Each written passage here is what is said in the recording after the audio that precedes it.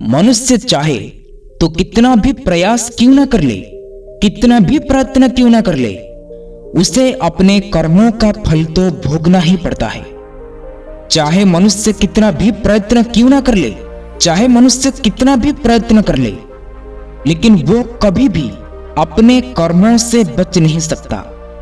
जैसी करनी वैसी भरनी, ये वाक्य तो आपने सुना ही होगा। अर्थात जैसे आप कर्म करोगे वैसा ही आपको फल भी प्राप्त होगा। लेकिन मेरा एक प्रश्न है, क्या आप इस बात पर यकीन करते हैं कि जैसा आप कर्म करें वैसा ही आपको फल भी मिलेगा?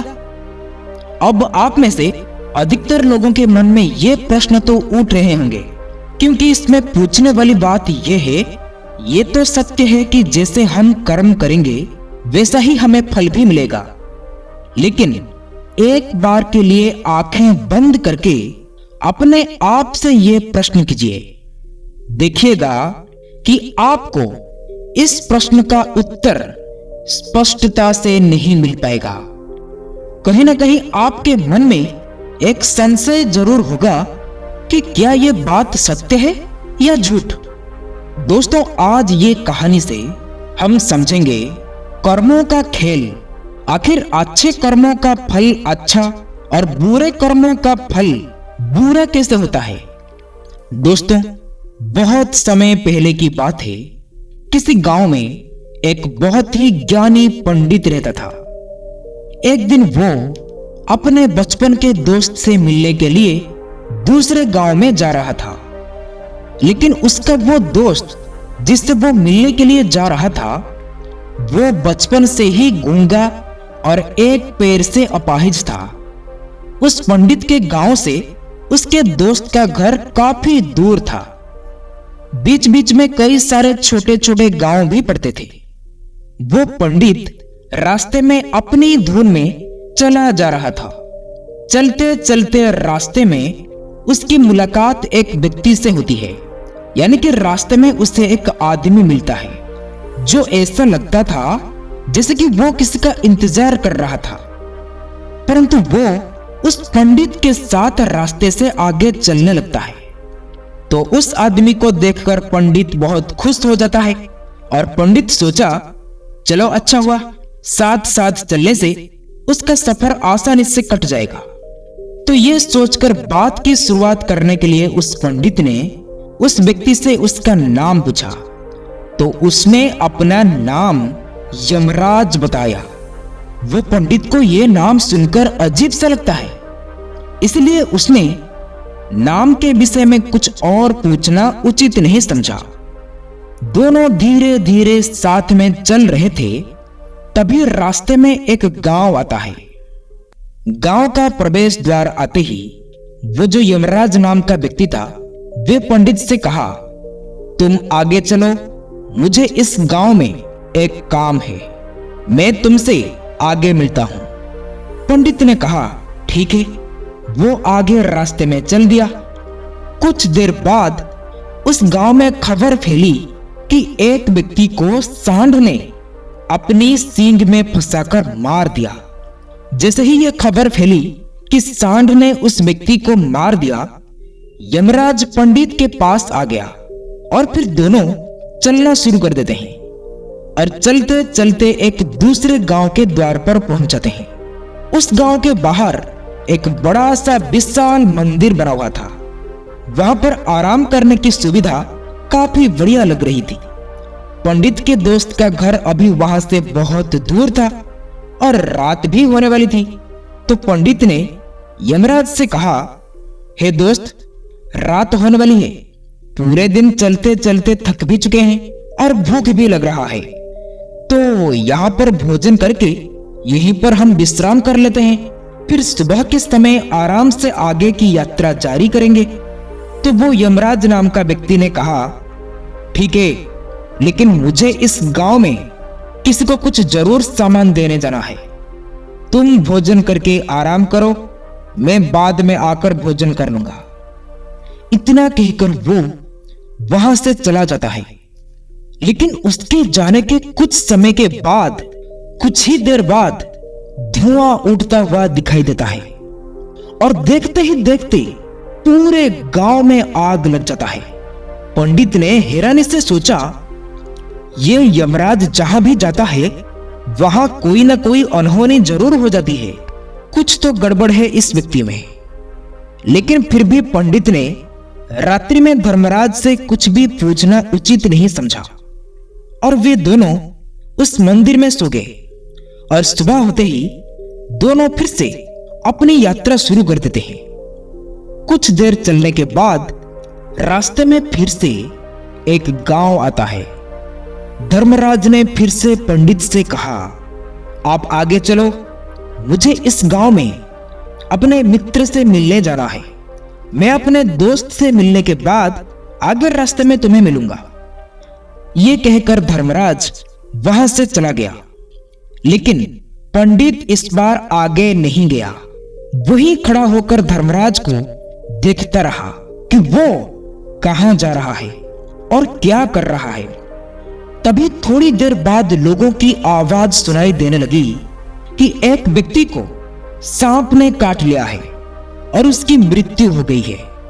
ठीक उसी समय धर्मराज फिर पंडित के पास पहुंच गया। लेकिन इस बार पंडित से रहा नहीं गया और उसने धर्मराज से पूछ ही लिया और पूछा कि तुम जिस भी गांव में जाते हो वहां कोई ना कोई अनहोनी जरूर हो जाती है। क्या तुम मुझे बता सकते हो ऐसा क्यों हो रहा है? धर्मराज ने कहा, आप तो मुझे बहुत ज्ञानी मालूम पड़ रहे थे, इसलिए मैं आपके साथ चलने लगा था, क्योंकि ज्ञानियों का साथ बहुत अच्छा होता है। परंतु आप अभी तक समझ नहीं पाए कि मैं कौन हूं। पंडित ने कहा, समझ गया हूं, लेकिन मुझे कुछ शंका हो रहा है। अगर आप ही अपना उपयुक्त परिचय दे दें तो मेरे लिए आसानी होगी।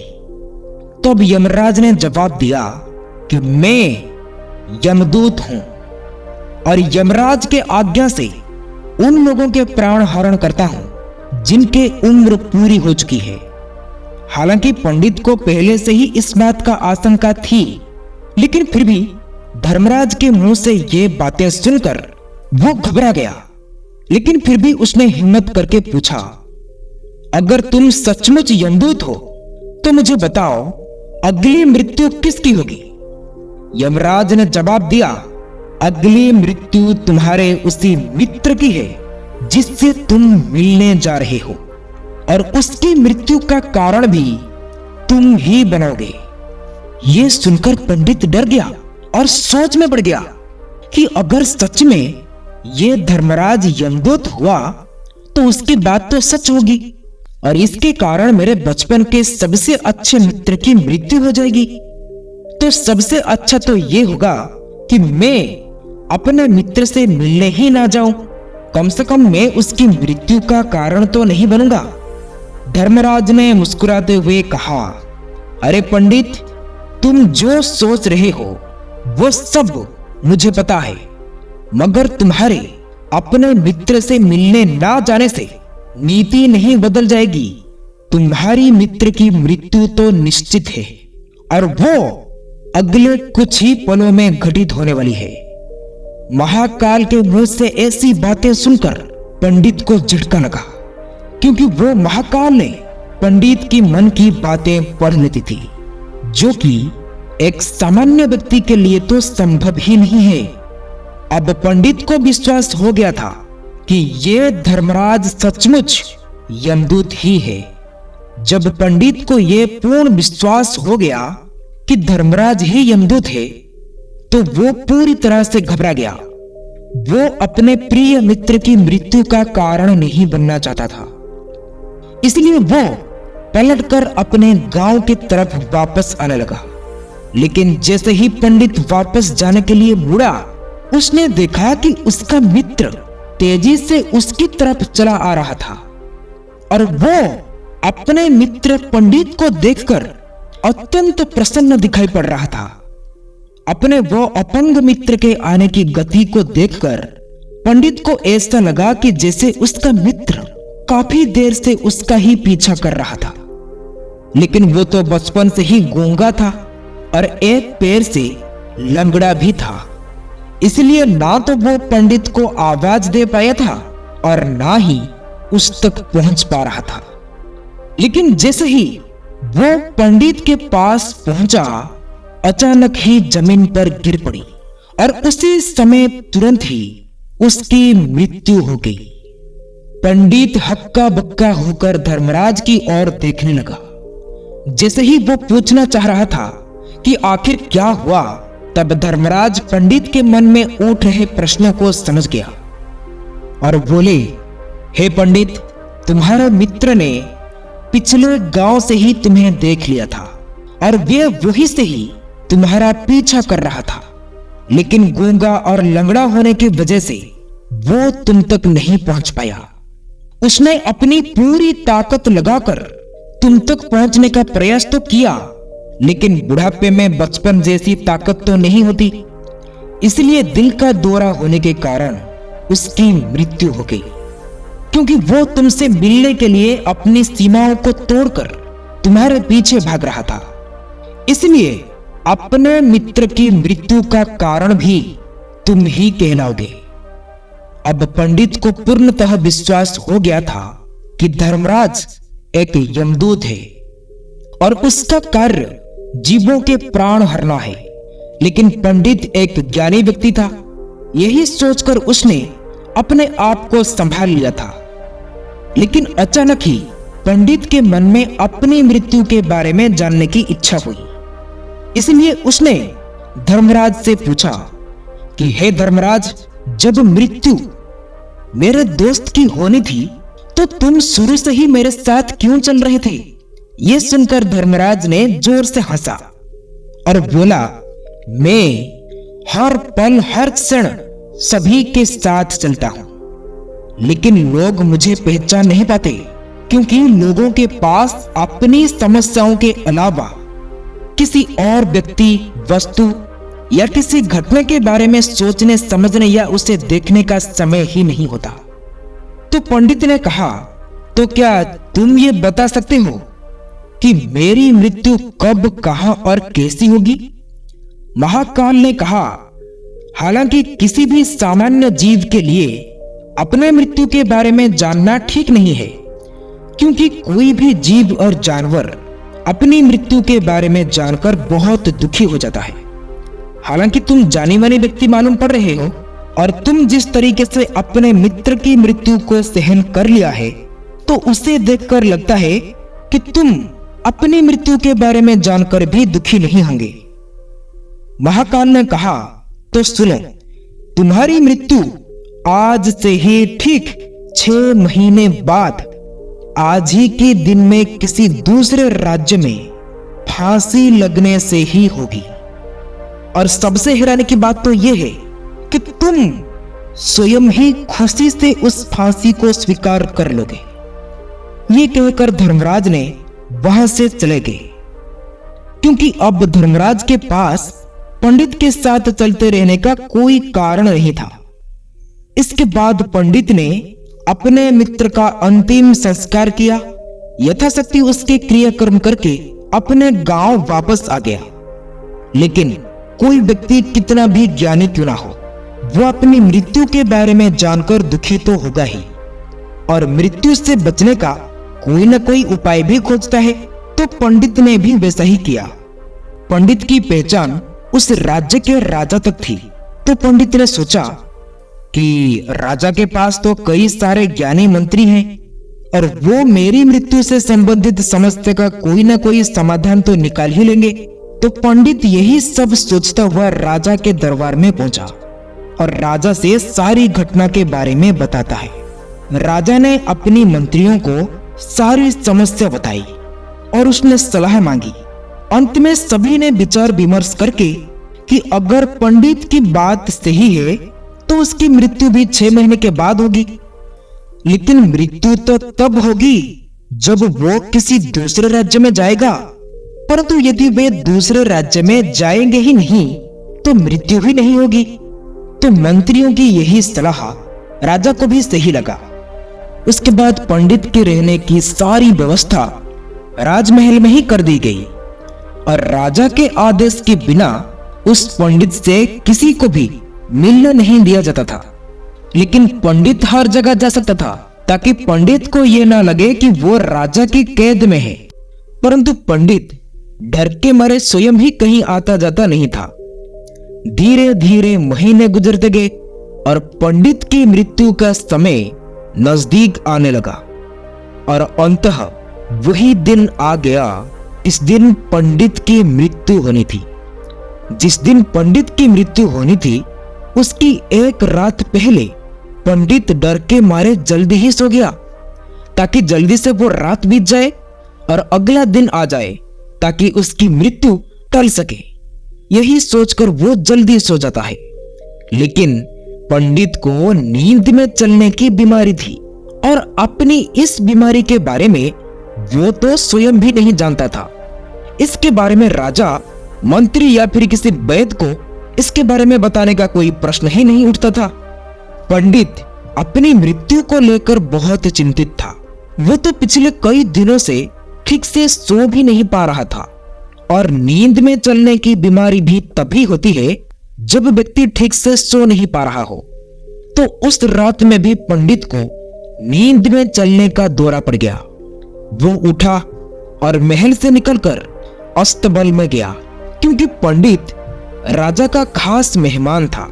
इसलिए किसी भी पहरेदार ने उसे नहीं रोका और ना ही किसी तरह की पूछताछ की। अस्तबल में पहुंचकर वो सबसे तेज चलने वाले घोड़े की पीठ में सवार होकर नींद में ही अपने राज्य की सीमा से बाहर दूसरे पड़ोसी राज्य में चला गया। इतनी ही नहीं, वो दूसरे राज्य के राजा के महल में पहुंच गया। उस महल के पहरेदार ने भी उसे नहीं रोका और ना ही उसे कोई पूछताछ की, क्योंकि सभी पहरेदार ने रात्रि का अंतिम प्रहर होने के कारण गहरी नींद में थे। वो पंडित सीधे राजा के कक्ष में पहुंच गया, जहां राजा और रानी दोनों सो रहे थे। वो पंडित वहां जाकर सो गया। सुबह हुई तो राजा ने पंडित को रानी के बगल में सोया हुआ देखा तो राजा बहुत क्रोधित हो गए और राजा ने पंडित को कैद करने का आदेश दे दिया। पंडित गिरफ्तार हो गया। लेकिन पंडित तो बहुत चक्का था। उसे तो कुछ समझ में नहीं आ रहा था कि आखिर वो दूसरे राज्य में और राजा की सैन्य कक्ष में कैसे पहुंचा। लेकिन वहां उसकी ये सुनने वाला तो कोई नहीं था। अगली सुबह राजा ने पंडित को दरबार में पेश करने का आदेश दिया। कुछ देर के बाद उस पंडित को दरबार में लाया गया। पंडित को देखते ही राजा इतना बबूला हो गया कि उसे फांसी पर चढ़ा देने का हुक्म सुना दिया। फांसी की सजा सुनकर पंडित कांप गया, लेकिन फिर भी थोड़ी सी हिम्मत जुटाकर राजा से बोला, महाराज, मैं नहीं जानता कि मैं आपके राजमहल तक कैसे पहुंचा। मैं नहीं जानता हूं कि आपके सैन्य कक्ष तक मैंने कैसे आया और आपके महल के किसी पहरेदार या सैनिकों ने मुझे रोका क्यों नहीं।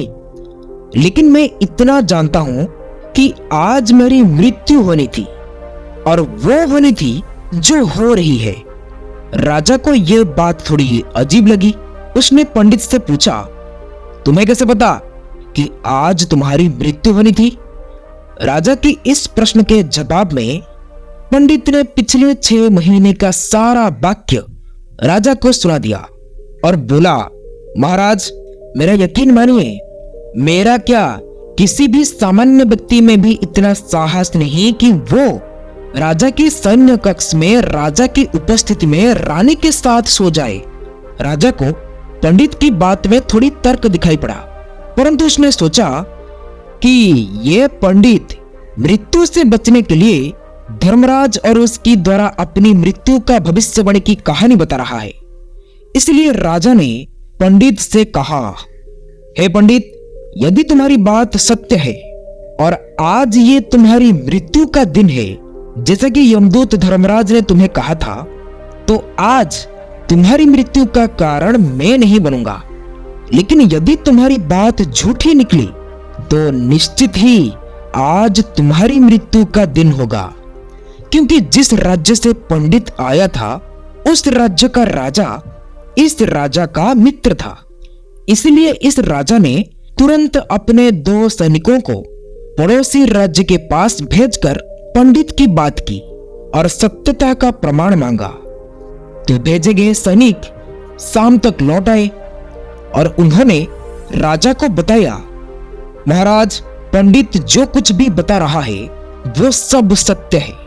पड़ोसी राज्य के राजा ने पिछले 6 महीने से पंडित के रहने की सारी व्यवस्था की थी और ये पंडित राजा का खास मेहमान था। और कल शाम को राजा आखिर बार पंडित को उसके कक्ष में मिले थे और उसके बाद ये इस राज्य में कैसे पहुंच गया उसकी जानकारी किसी को भी नहीं पता। इसलिए पंडित को फांसी की सजा देना ठीक नहीं है।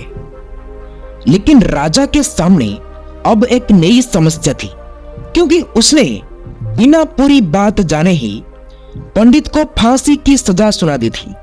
इसलिए अगर पंडित को फांसी नहीं दी जाती तो राजा के वचन का अपमान हो जाएगा, लेकिन अगर राजा की बात का मान रखा जाए तो बेवजह ही एक निर्दोष व्यक्ति की ही मौत हो जाएगी।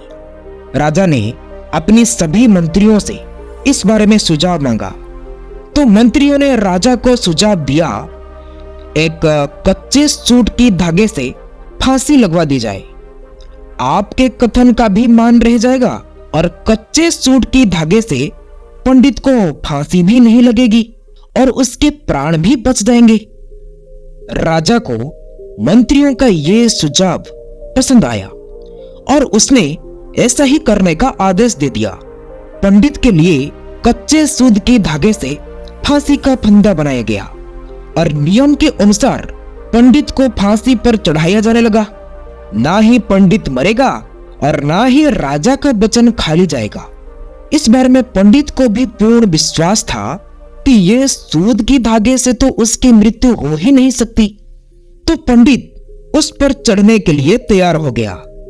जैसा कि धर्मराज ने भविष्यवाणी की थी कि तुम खुद ही अपनी फांसी को स्वीकार करोगे। लेकिन जैसे ही पंडित को फांसी दी गई तो सूत का धागा तो टूट गया, लेकिन टूटने से पहले उसने अपना काम कर दिया और पंडित की गले की एक नस सूत के धागे के झटके से कट चुकी थी और पंडित जमीन पर पड़ा तड़प रहा था और उस पल उसकी गले से खून की फहास निकल रही थी। और देखते ही देखते पंडित का शरीर पूरी तरह से शांत हो गया। सभी लोग आश्चर्यचकित थे और पंडित को सिर्फ मरता हुआ देख रहे थे। किसी को यह विश्वास नहीं हो रहा था कि कच्चे सूत की धागे से भी किसी इंसान की मृत्यु कैसे हो सकती है। लेकिन घटना तो घट चुकी थी। नियति ने अपना काम कर दिया था और धर्मराज की भविष्यवाणी सच हो चुकी थी। दोस्तों, श्रीमद् भगवत गीता में भगवान श्री कृष्ण ने कहा है, जो होना है वो होकर ही रहता है। हम चाहे कितना भी सावधानी बरते, कितना भी उपाय क्यों ना कर ले, और घटना की पूरी प्रणाली पहले से ही तय होती है, जिसे हम थोड़ा सा भी इधर उधर नहीं कर सकते। दोस्तों, शायद इसलिए ईश्वर ने हमें भविष्य जानने की क्षमता नहीं दी है, ताकि हम अपने जीवन को ज्यादा बेहतरीन तरीके से जी सके। और यही बात उस पंडित पर भी लागू होती है। अगर पंडित ने महाकाल से अपनी मृत्यु के बारे में ना पूछा होता तो 6 महीने तक राजा के महल पर एक कैद की तरह ना रहकर डर डर के जीने के बजाय ज्यादा बेहतर जीवन जी सकता था। दोस्तों, आशा करता हूं कि आपको इस वीडियो से काफी कुछ सीखने को मिला होगा। आप अपना कीमती समय देने के लिए आप सबको बहुत बहुत धन्यवाद। ये कहानी आप लोगों को अच्छी लगी हो तो वीडियो को शेयर, सब्सक्राइब, लाइक जरूर करें। फिर मिलेंगे कुछ नया सीख के साथ और एक नई वीडियो में। तब तक के लिए आप अपना ख्याल रखें। नमो बुद्धाय। जय हिंद।